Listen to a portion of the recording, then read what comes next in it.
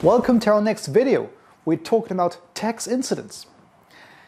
If a tax is imposed, say on the sellers, then the supply curve shifts to the left. If the tax is imposed on the buyers, the demand curve, the demand function, shifts to the left as well. But it goes down, whereas the supply curve goes to the left as well, but it goes up. So the tax system is not relevant here. The tax incidence, to put it this way, the tax incidence does not depend on the tax system, but the result is the same.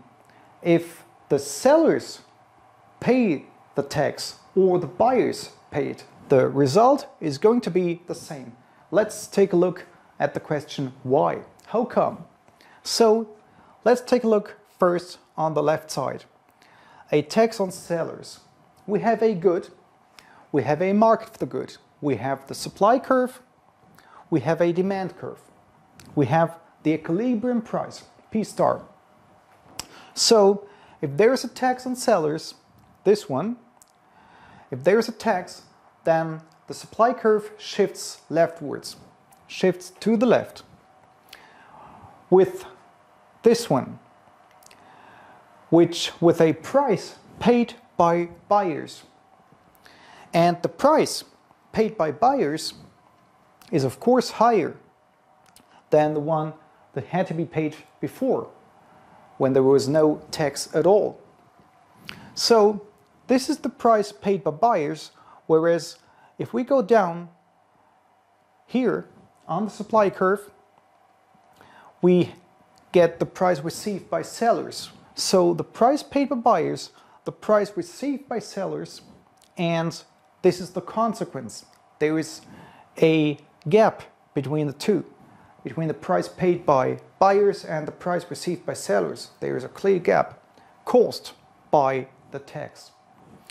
So if we look at it differently, if there is a tax on buyers, the demand curve shifts to the left, but it shifts downwards, not upwards but downwards. So the price received by sellers is here, as it was the case here. So the price received by sellers is the same on the right side and on the left side, as was the price received, as the price paid by buyers. It was the same here and there. So the gap is the same. The tax is the same, of course, and the gap between both prices paid by buyers and received by sellers are the same too. So that's the same result, which means the tax incidence is the same. Tax incidence deals with the question of how much the price goes up if we have a tax.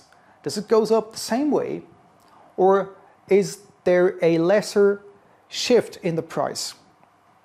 And that is the question with tax incidence. So it's important for you to understand, is it imposed on the sellers or is it imposed on the buyers? And then we do it, and at the end we see it's the same. The consequence, price paid by the buyers and price received by sellers, are the same here and there. Thank you for watching.